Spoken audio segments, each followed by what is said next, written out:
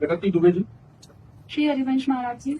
आदरणीय गुरुदेव, मैंने सुना है कि हमारे मन का परिवर्तन ही हमारे समस्त कष्टों का अंत है। हम अपने मन को वश में कैसे करें जिससे हमारी आध्यात्मिक शिक्षा एवं क्षेत्रों में वृद्धि हो? वैसे कई बार चर्चा में कहा है कि जैसे कोई धारा जा रही है तो सीधे उसको रोका नहीं जा सकता। उससे अगर हम छोटी छोटी नहरें निकाल लें, 1 2 3 नहरें निकाल लें, तो उसकी धारा कमजोर हो जाएगी, फिर हम उसको बांध सकते हैं। ऐसे ही मन का प्रबल वेग 5 ज्ञानेंद्रियों के साथ प्रकृति की तरफ ही जाना है। मना खष्टान इंद्रियाणी प्रकृति स्थान कर्षति।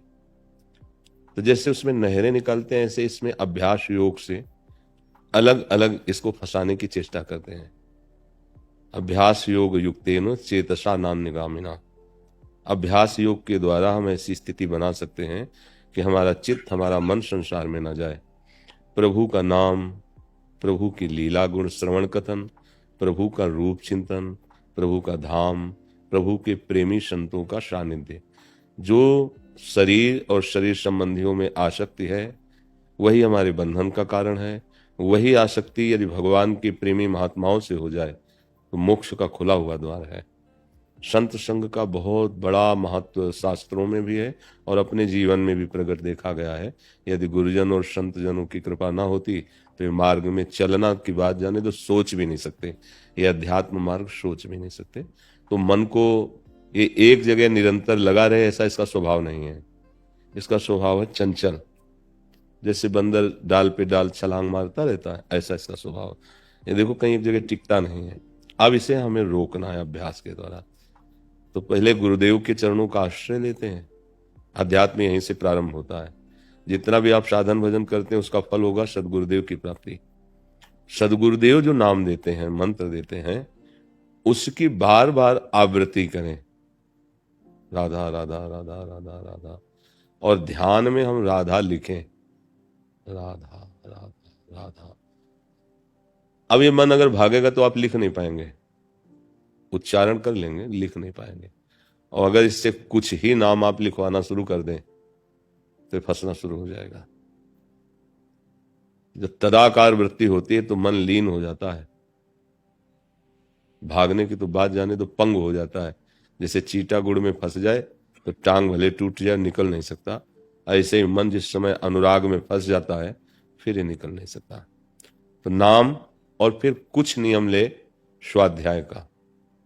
नाम को सुमिरन कहते हैं और स्वाध्याय का नियम ले अपने गुरु प्रदत्त ग्रंथों का, अन्य नहीं। क्योंकि शास्त्र एक बहुत बड़ा जंगल है, हम फंस जाएंगे। हमारी बुद्धि निर्णय नहीं कर पाएगी कि सत्य क्या है, क्योंकि सत्य को बहुत प्रकार से वर्णन किया गया है। तो जैसे हम बीमार हैं, मेडिकल स्टोर में जाए, हम अपनी मनपसंद दवा उससे बोले तो वो हो सकता है हमारे शरीर का नाश करने का कारण बन जाए। लेकिन डॉक्टर से लिखवा के जाए तो हमारी औषधि रोग निवारण की होगी। शास्त्र समझ लो भवरोग का मेडिकल स्टोर है। बड़े मार्ग हैं, बड़े वाक्य हैं जिनको समझना बड़ा कठिन है। तो पहले हम गुरुदेव की आज्ञा प्राप्त करें कि हमको कौन से ग्रंथ का स्वाध्याय करना चाहिए। तो स्वाध्याय नियम पूर्वक किया जाए गुरुदेव प्रदत्त ग्रंथ का। इसे सांगोपांग उपासना कहते हैं। एक मंत्र, एक ग्रंथ, एक पंथ, एक संत, एक कंत। कंत माने आराध्य देव होते हैं, संत माने सदगुरुदेव होते हैं, पंथ माने उनका बताया हुआ रास्ता होता है, और मंत्र उनके श्रीमुख से निकलता है। तो जब हम स्वाध्याय नियम से करें, त्रुटि न होने पावे, और स्वाध्याय के साथ मनन करते हुए, तो बहुत लाभदायक स्वाध्याय होता है। मान लो आपको पुराणों वेदों में पहुंच नहीं तो गीता पर से बहुत छोटी छोटी महापुरुषों ने पुस्तिकाएं निकाली हैं। आस्तिकता के आधारशिलाएं, साधन पथ और सत्संग के बिखरे मोती, बहुत से ऐसे जिसमें बड़े बड़े महापुरुषों के अनुभव लिखे हुए। तो स्वाध्याय करें। तीसरा है मन को रोकने का सेवा। बहुत जोर का मन पर प्रभाव पड़ता है सेवा से। सदगुरु की सेवा, अपने परिवार को भगवत स्वरूप मानना, माता पिता पति पुत्र रिश्ते नाते अतिथि कोई भी हो, पहले उसमें भाव करे कि शरीर के हृदय में प्रभु विराजमान है। ये सामने जो शरीर आया है इसमें चैतन्य घन परमात्मा विराजमान है। आप जो भी सेवा करोगे भगवान की सेवा होगी। और भगवान का श्री विग्रह तो घर में विराजमान किया ही जाता है, चाहे छवि हो चाहे कोई भी आस्तिक धार्मिक घर होगा तो उसमें भगवान विराजमान होंगे। तो उनकी सेवा और उनके संबंध से पूरे परिवार की सेवा और आए हुए अतिथियों की सेवा, या गुरुदेव से मिलते हुए वचनों वाले संत, उनका संग करे, उसे सत्संग कहते हैं। इष्ट मिले और मन मिले, मिले भजन रस रीति, तहां निसंक होए मिलिए, तासों की जय प्रीति। जो हमारे इष्ट के भाव को पुष्ट कर दे, गुरु ने जो मार्ग दिया उसे पुष्ट कर दे, रसरीति उसे कहते हैं। हमें निसंक होकर ऐसे संतों का संग करना चाहिए। पर जिनके संग से हमारे गुरु वाक्यों का खंडन हो रहा हो, हमारे गुरु आराधना में बाधा पड़ रही हो, वो ब्रह्मा क्यों न हो, हम प्रणाम करके चल देंगे, उनकी बात नहीं सुनेंगे। तो सुमिरन, स्वाध्याय, सेवा, सत्संग, और फिर आता है समाधि। समाधि का तात्पर्य संकल्प शून्य होकर चित्त का एकाकार हो जाना, चाहे अपने आराध्य देव में या अपने आत्मस्वरूप में। आत्मस्वरूप का चिंतन बड़ा कठिन है, क्योंकि स्थूल देह सूक्ष्म तीनों का शरीरों का इस विस्मरण हो जाए, इनके कार्यों का विस्मरण हो जाए, जो बचे वही आत्मस्वरूप का स्मरण कहलाता है। ऐसा नहीं कि हम स्मरण कर रहे हैं आत्मस्वरूप का, वह ज्ञानी है। हम आत्मस्वरूप को देख रहे हैं, वह ज्ञानी है, क्योंकि वो दृश्य नहीं है, वो सबका दृष्टा, सबका प्रकाशक है, और वही मैं हूं। तो जितना मैं से विरोधी भाव है उसका त्याग हो गया, स्थूल का, सूक्ष्म का, कारण का, बाह्य का, सब। चिंतन शून्य हृदय, तब उपासक अपने स्वरूप का अनुभव कर पाता है। वही भक्ति में सहज में हो जाता है, भगवान की कृपा से सहज में। मम दर्शन फल परम अनुपा, जीव पाव निज सहज स्वरूपा, वो अपने स्वरूप में स्थित हो जाता है। तो मन के रोकने के लिए 5 बांध हैं जिनसे हम रोक सकते हैं। भगवान ने इसी को कहा है अभ्यास और वैराग्य। अभ्यास, ये सब जब आप करेंगे तो राग अपने आप नष्ट होने लगेगा। जितना हृदय मलिन होता है उतना भोग अच्छे लगते हैं, व्यवहार अच्छा लगता है, प्रपंच की बातें, टेलीविजन, ये सब अच्छा लगता है। और जब आपका मन निर्मल होने लगेगा तो ये सब नारायण हरि भजन में 5 न सुहात, विषय भोग, निद्रा, हंसी, जगत प्रीति, बहुबात, ये सब अच्छा नहीं लगता। अगर ये 5 में से एक भी कोई है तो 4 अपने आप आ जाएंगे। बहुवार्ता, ग्राम्य कथा, राजनीति कथा, भोग कथा, व्यवहार की कथा, ये सब बहुवार्ता के अंतर्गत आता है। और हंसी मजाक, ये साधु को, उपासक को अच्छा नहीं लगता। जब तक प्रीतम से दृष्टि नहीं मिल गई तो क्या हंसना। उदासीन अति रही गुसाई, उसके स्वभाव में खिन्नता और उदासीनता छा जाती है। नहीं खान पान ते भावे है, नहीं कोमल वसन सुहावे है, सब विषय लगे ते खारा है, हरि आशिक का मग न्यारा है। उसे कुछ अच्छा नहीं, क्योंकि जैसे स्वप्न से जगा हुआ पुरुष स्वप्न की वस्तु, व्यक्ति, स्थान में आस्था नहीं रखता, क्योंकि सब झूठा था। ऐसे ही मोह निशा से जगा हुआ इस जगत के किसी भी वस्तु, व्यक्ति, स्थान पे आस्था नहीं रखता। उमा कहूं मैं अनुभव अपना, शत हरि भजन जगत सब सपना। ये सुमिरन, सेवा, स्वाध्याय, सत्संग और समाधि। समाधि का तात्पर्य एकांत शांत बैठकर अपने मन को अपने लक्ष्य में लीन करना। अभ्यास करें, धीरे धीरे हो जाएगा अभ्यास से ऐसे। तो इस अभ्यास से हम ऐसी स्थिति बना सकते हैं कि हमारा मन, अब इस अभ्यास के साथ साथ कुसंग का त्याग भी है। आप शत अभ्यास कर रहे हैं, कुसंगी लोगों का संग कर रहे हैं, को संग की चेष्टाएं कर रहे हैं, गंदा भोजन करते हैं, अपवित्र दृश्य देखते हैं, फिर तो मतलब असंभव है। मन मलिन हो जाएगा, फिर इधर लगेगा ही नहीं। ये सब बातें आपको गप लगने लगेंगी। ये शास्त्र, संत जन, ये सब आपकी अश्रद्धा के पात्र बनने लगेंगे, क्योंकि हृदय पापात्मा हो रहा है ना। तो जो पे दुष्ट हृदय सोई होई, मोरे सन्मुख आओ की सोई, पापवंत कर सहज स्वभाव, भजन मोर ते भाव न काओ। अभी भगवान की बड़ी कृपा है आपके ऊपर कि आप अपने मन को प्रभु में लीन करना चाहते हैं। तो आचरण पवित्र, भोजन पवित्र और संग पवित्र, तो चिंतन पवित्र होने लगेगा। बार बार अभ्यास ऐसा करो तो आपका मन भगवदाकार हो जाएगा। भगवदाकार क्या, भगवान ही है मन। इंद्रियाणाम मनश्चास्मि, विषयों में लगा है तो हमें कुछ का कुछ नजर आ रहा है। अभी तन्मय हो जाए तो भाई प्रकट कृपाला दीन दयाला, उसी में भगवान प्रकाशित हो जाते हैं। मन में भगवान हम प्रकाशित हो जाते हैं। मोहित बत्रा जी करनाल से, प्रणाम गुरु जी। गुरुदेव, बुद्धि बड़ी होती है या मन? अगर बुद्धि बड़ी होती है तो मन बुद्धि पर क्यों भारी होता है? वो बुद्धि को क्यों हरा देता है? बुद्धि का काम है निश्चय करना, बिना उसके निश्चय से मन कुछ नहीं कर सकता। मन का काम है क्रिया का संकल्प करना, क्रिया का संकल्प, ऐसे किया जाए, ऐसे किया जाए, ऐसे किया जाए। बुद्धि उसमें दस्तखत करती है, नहीं तो मन कुछ नहीं कर सकता, हाँ तो उसको करना पड़ेगा। मन का जो बल है वो इंद्रियों के कारण क्षीण हो चुका है। इंद्रियां जैसे नेत्र इंद्री, श्रवण इंद्री, घ्राण इंद्री, जनेन्द्री, रस इंद्री है ना, ये इंद्रियां। अब इंद्री ने देखा कि ये बहुत मीठी चीज है, मुझे खाना है। हमारे कहने में देर हुई, इतने में उसने मन को घसीटा। मन ने कहा हाँ इसको अगर ऐसे खाया जाए तो सुख मिलेगा। मन ने इतनी देर में बुद्धि से दस्तखत करवा लिए और वो क्रिया में उतर गया। यह है अज्ञानी पुरुष जो शास्त्र सम्मत साधना करता है, वो उल्टा अनुभव करता है। इससे इंद्रिय ने देखा ये विषय, इससे सुख मिलेगा। बहुतों ने भोगा इस विषय को, किसको सुख मिला है? तुरंत प्रश्न हुआ अंदर से इंद्री को। जो मन एकदम इंद्री के साथ मिलकर भोग में जाने वाला था वो एकदम रुका और बुद्धि ने निर्णय किया नहीं, कदापि नहीं, ऐसा बिल्कुल नहीं हो सकता। बुद्धि ने मन को अधीन कर लिया, मन ने इंद्रियों को अधीन कर लिया और आप निर्विषय बच गए। आप गलती से बच गए, जो गलती होने वाली थी उससे बच गए। पर यहाँ उल्टा है, इंद्रियों ने मन को अधीन कर रखा है, मन ने बुद्धि को अधीन कर रखा है। बुद्धि 1 सेकंड में दस्तखत कर देती है, वो ऐसी क्रिया हो जाती है, फिर जेल मिलती है, नरक मिलता है। आपको समझ में आया? हाँ, जब भजन करोगे फिर सब ऐसे दिखाई देते हैं जैसे आप बाहर दिखाई देते हो ना, ऐसे एक एक बात दिखाई देती है। अब इस समय बुद्धि क्या निर्णय कर रही, मन की चाल क्या है, इंद्रियां क्या कर रही हैं। इस समय वाणी का वेग है, इस समय उदर का वेग है, इस समय जनेन्द्री का वेग है। हर एक वेग, हर एक पूरे सिस्टम का पता होता है। जैसे एक होता है ना इंजीनियर, तो पूरे जनरेटर को नहीं जानता, कौन सा बुलेट कहाँ कैसे सब फिट। ऐसे एक भजन करने वाला पूरे सिस्टम का जानकार इंजीनियर है, कहाँ से कहाँ। कहीं एक भी फॉल्ट होगा तो स्टार्ट नहीं होगा जनरेटर, एक भी गलती हो गई तो अध्यात्म का आनंद छुपने लगेगा। शरीर एक रथ है, इंद्रियां इसके घोड़े हैं, मन उसकी घोड़ों की लगाम है और बुद्धि उसका सारथी है। जो उसमें बैठा हुआ है वो जीव है। सारी बात जो है बुद्धि के हाथ में है।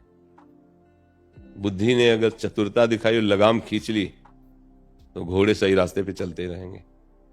और बुद्धि अगर नशे पे हो गई, ड्राइवर नशे पे है, लगाम ढीली पड़ी, घोड़े बहुत बलवान ठोक देंगे, कहीं जाके कहीं गड्ढे में गिरा देंगे जाके। बुद्धि शुद्ध तभी मानी जाएगी जब बुद्धि भगवान में अर्पित हो। मय्येव मन आधत्स्व मयि बुद्धिम निवेशय। कृष्ण कृष्ण कृष्ण कृष्ण, राधा राधा राधा राधा। तेषाम सतत युक्तानाम भजताम प्रीतिपूर्वकम ददामि बुद्धि योगम तम। भगवान कहते हैं अब बुद्धि योग हो गया, अब बुद्धि नहीं रह गई, उसमें भगवान समा गए। लगाम एकदम, देखना इंद्रियों के न घोड़े भगे, रात दिन इनमें संयम के कोड़े लगे। अब घोड़े चाहे जितना हिनहिना, चलना उनको सतमार्ग में ही पड़ेगा, क्योंकि लगाम एकदम टाइट है, मन एकदम ठिकाने पे लगा दिया गया है। तो अब मन को नहीं जानते, इंद्रियों को नहीं जानते, तो उल्टा हो रहा है हमसे। विषय इतने बलवान है कि इंद्रियों को खींच लेते हैं, इंद्रियां इतनी बलवान है कि मन को अधीन कर लेते हैं, मन इतना बलवान है कि बुद्धि को अधीन किए, तो हमारी दुर्दशा होती चली जा रही। अगर भगवान के भजन बल से बुद्धि ठीक हो जाए तो मन को घसीट ले, तो मन इंद्रियों को घसीट ले, इंद्रियां निर्विषय हो गई तो भगवत प्राप्ति हो गई। ये खेल है। समझ में आया कुछ? हाँ। सीपत शर्मा जी। राधे राधे बाबा, राधे राधे राधे। महाराज जी आपकी जय हो। महाराज जी आपके चरणों में कोटि कोटि प्रणाम। महाराज जी ये पद जो उस प्रेम से भरा है जिसे आप अथाह प्रेम करते हैं प्यारी जी को, अपनी बुद्धि के अनुसार मीनिंग तो समझती हूं, पर आपके श्रीमुख से सूक्ष्म जाना चाहती हूं। ऐसे नहीं हम चाहन हारे, जो आज तुम्हें कल और कुछ चाहें, निकाल दिए 2 आंख को फेंकें, जो कहीं और लखे कहीं और लखाएं। लाख कहना सरल है सखी, कहना सरल है, कहना बहुत सरल है। ऐसा कोई बिरला ही होता है, बिरला ही आशिक ऐसा कोई होता है जिसने अपने प्राणों को प्रभु में समर्पित कर दिया है। उनके सिवा कोई उसका नहीं रह गया है। बस हर समय आह भरकर पुकारता रहता है। अब वो कह सकता है कि हम ऐसे चाहने वाले नहीं हैं। यहां केवल रूप की बात नहीं कही गई है, किसी और की कुछ भी, रुपया पैसा सुख संपत्ति भोग पद प्रतिष्ठा, अगर और की तरफ हमारी आंखें देख लें तो हम आंखें निकाल के फेंक देंगे। हम तो सिर्फ आपको देखेंगे। ऐसे नहीं हम चाहने वाले। क्या है आगे? जो आज तुम्हें कल और को चाहें। हाँ, ऐसा नहीं है। निकाल दिए 2 आंख को फेंकें, जो कहीं और लखें कहीं और लखाएं। लाख मिले तुमसे बढ़कर, तुम ही को चाहें तुम ही को सराहें, जब तक तन में ये प्राण रहें, नेह का नाता तुम ही से निभाएं। अब इनसे बढ़कर तो कोई है ही नहीं, प्रभु से बढ़कर तो कोई है ही नहीं। तो ये तो उसकी भावना है, पर जब प्रभु से अपनापन हो जाता है तो फिर नहीं। तो हरिवंश महाप्रभु कहते हैं, रसना कटो जो अन रटो निरखे अनपटो नयन, श्रवण पटो जो अन सुनो श्री राधा जसमैन। ये प्रेमियों का विषय होता है, जिन्होंने होली खेल ली है, तन मन प्राण सब स्वाहा कर दिए हैं प्रभु के लिए, जिन्होंने जीवन अर्पित कर दिया है। अब उनकी ये निष्ठा की बात है। जैसे मीरा जी कहते हैं ना, मेरे तो गिरधर गोपाल दूसरों न कोई। तो जब दूसरा कोई है ही नहीं तो देखने की संभावना कैसे हो सकती है? आपके समान कोई प्यार करने वाला नहीं, फिर आपसे बढ़कर कौन हो सकता है? वो मतलब आंतरिक विषय है। जब अंदर का कनेक्शन फिट हो जाता है ना, तब ये निष्ठा दर्शाने के लिए बात कही गई है। वस्तुतः ऐसा कोई है ही नहीं। एक बार प्रभु का रूप का जरा सा प्रकाश हो जाए तो आंखें दीवानी हो जाती हैं प्रभु की, उनको कुछ दिखाई ही नहीं देता। वो एक है ना गाना, नजरों से नजरें नहीं हटती, तेरे चेहरे से नजर नहीं, नजारा हम क्या देखे। ये अब हम उसको तो ज्ञान हमें है नहीं, पर वही है कि तेरे चेहरे से नजर नहीं हटती। नजारे हम क्या देखे। प्रिय मूर्ति नयनन वशयते ही रस रहाय समाये। अब हर समय नेत्रों में बसे तो हम नजारा क्या देखें? समा गए, जित देखूं तित श्याममयी है, समा गए। जड़ चैतन्य कछु नहीं दिखत, जित दिखत तित श्याम खड़े। बिहल बिकल संभार न तन की, घूमत नयना रूप भरे। जाको मनमोहन दृष्टि परे, करनी अकरनी सब विधि भूले। विधि निषेध सब रहे धरे, नर हरिदास ते भय बावरे। जे यह प्रेम प्रवाह परे। कुछ अच्छा नहीं लगता। अगर कुछ अच्छा लगता है तो अभी प्यार नहीं हुआ, और जब प्यार हो गया तो फिर कुछ अच्छा नहीं लगता। और प्रभु के प्यार होने के पहले ही इस समस्या का समाधान हो जाता है कि पूरे संसार में भगवान के सिवा कोई नहीं है। तब ये इसके आगे प्यार का सोपान है। मत्ता परतरम नान्यत किंचिदस्ति धनंजय, मेरे सिवा और कोई नहीं है। ये अनुभव होने के बाद जो प्रेम का प्रकाश होता है तो बचा कौन फिर? किसकी तरफ देखे? वो जिधर देखता है अपना प्रीतम दिखाई देता है। अच्छा, हृदय की निष्ठा, प्रीतम के समान कोई नहीं है तो फिर बढ़कर कैसे हो सकता है? तो फिर कहना ही नहीं बनता कि आपसे बढ़कर लाखों मिले तो भी, क्योंकि उनके समान कोई नहीं जिनसे हम प्यार कर रहे हैं। वो अखिल सौंदर्य माधुर्य निधि, मुस्कुरा दे तो करोड़ों काम मूर्छित हो जाए, ऐसे प्यारे जो हैं। और प्यारी जो मुस्कुरा दे तो लाल जो बिथकित हो जाते हैं, ऐसे प्रिया लाल हैं। तो ये प्रेम का विषय है, ये हृदय का विषय है। जब हृदय समर्पित हो जाता है फिर एक अलौकिक दशा होती है उसमें। फिर बस नाम जप करो, भगवद आश्रित रहो, अच्छे आचरण करो। वो हमारे हैं, उनका दुलार, क्योंकि वो बहुत बड़े प्रेमी है ना। अपने लोगों के अंदर जो प्रेम आता है वो एक अंश मात्र में आता है, और भगवान प्रेम समुद्र है। सोचो, अंश मात्र प्रेम में ये हालत होती है तो प्रेम समुद्र प्रभु कितने प्यारे होंगे, कितना प्यार करते होंगे। बस उनसे प्यार हो जाए ये कठिन है, क्योंकि हमारा बहुत जगह प्यार बटा हुआ है। माता पिता भाई बंधु रुपया पैसा पद प्रतिष्ठा शरीर सुख आदि, बड़े जगह प्यार। सबकी ममता ताग बटोरी, और मम पद मन ही बांध बरडोरी। फिर जो प्यार होगा प्रभु से, फिर वो अद्वितीय होता है, वही अद्वितीय होता है। रेणुका पंवार जी। महाराज जी, कोटि कोटि प्रणाम। महाराज जी, जब भगवान मनुष्य को धरती पर भेजते हैं तो कर्म अच्छे करेगा या बुरे करेगा, ये सब भगवान तय करते हैं या मनुष्य स्वयं अपने कर्म करता है? नहीं, आपको छूट दी गई है, खेल में उतार दिया गया। अब तुम देखो, आउट होते हो या विजय श्री प्राप्त करते हो, तुम्हारे ऊपर मेहनत की तुम्हारी बात है। कबहू करि करुणा नर देही, देत ईश बिनु हेतु सनेही।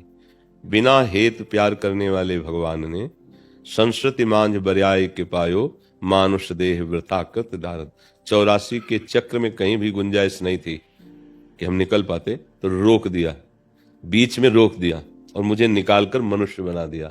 और मनुष्य बना करके भगवान ने साधु समागम शास्त्र रूप में अपने कल्याण का मार्ग निश्चित कराया। सत्य स्वरूप से भगवान तुम्हारे हृदय में बैठने, किसी से पूछने की जरूरत नहीं। जब आप गलत कदम उठाओगे तो अंदर से आ जाएगा सावधान, ये गलत है।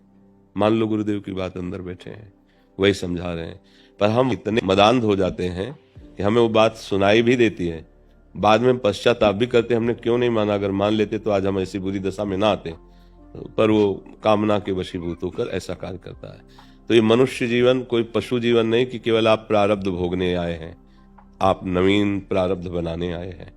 पुराने प्रारब्ध को नष्ट करके नवीन प्रारब्ध की रचना करना ये मनुष्य जीवन का परम कर्तव्य है, और ये होता है केवल भजन से, केवल भजन से, दूसरा कोई उपाय नहीं है।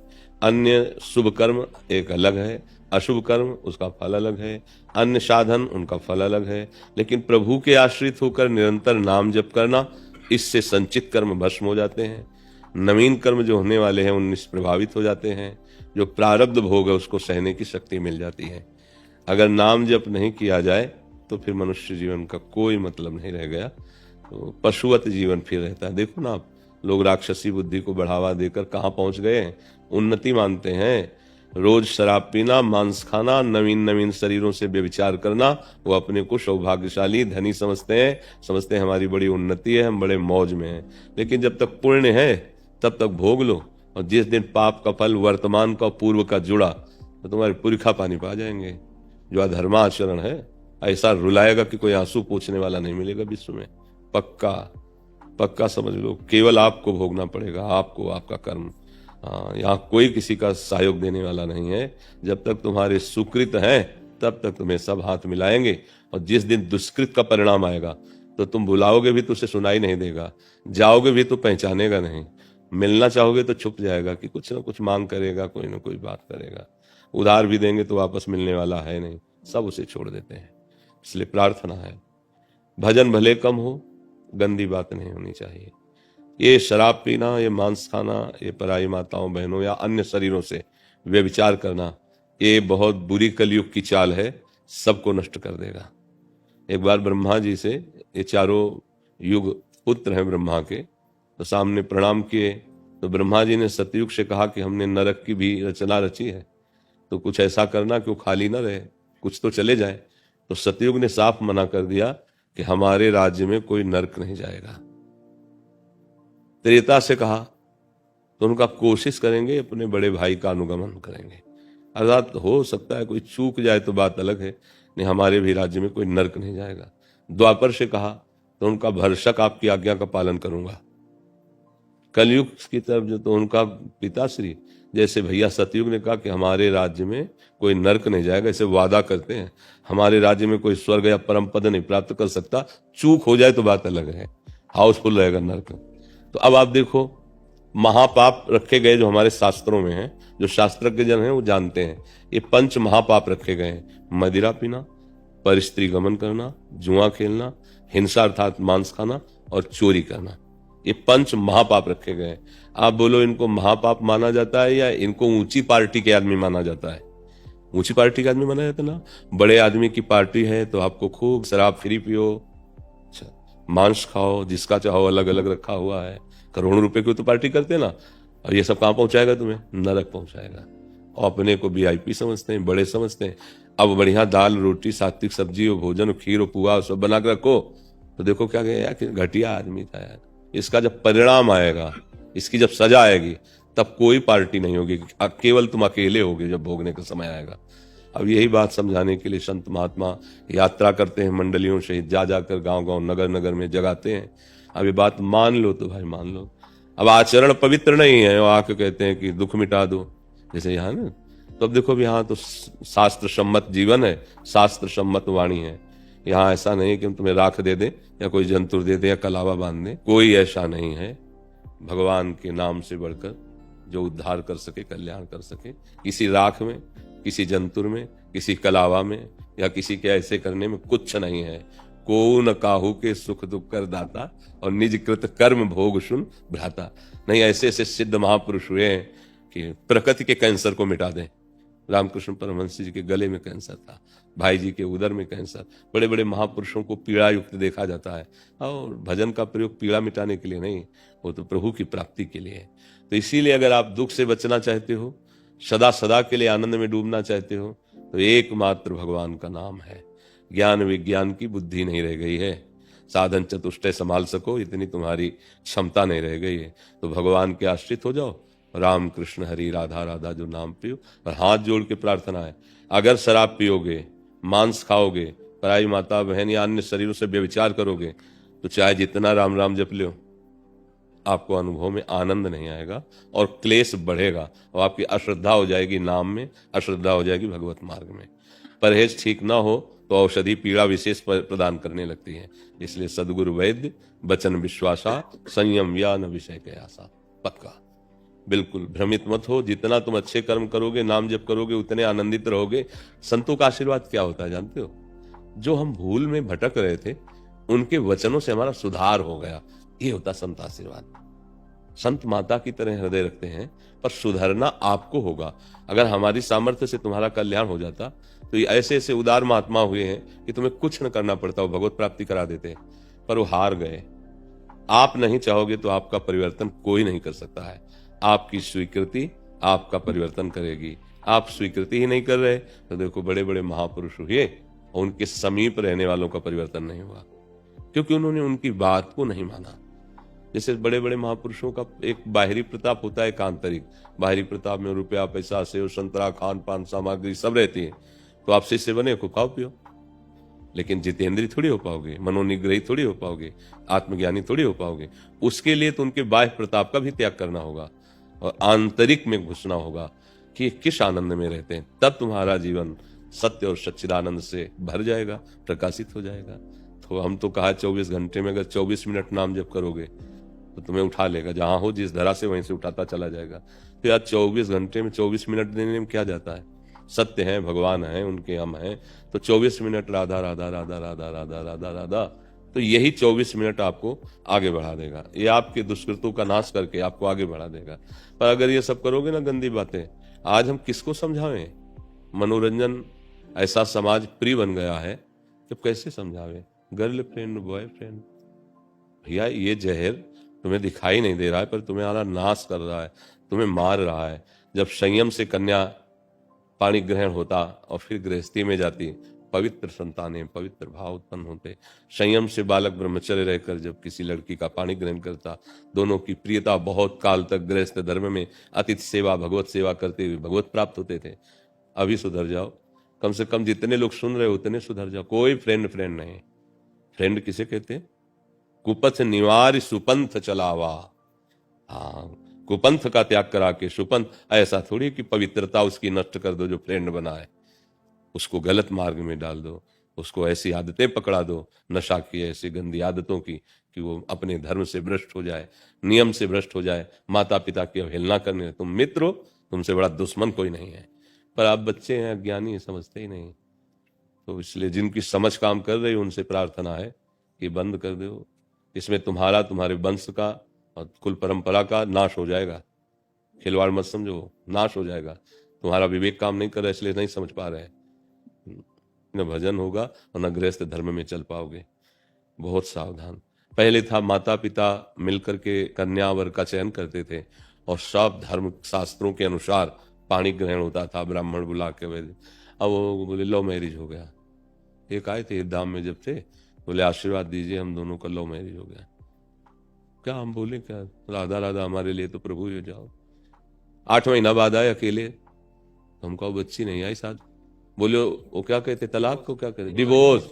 हम कहा वाह लव मैरिज, वाह लव मैरिज। ऐसा लव मैरिज होता है कि 8 महीने में डिवोर्स हो गया?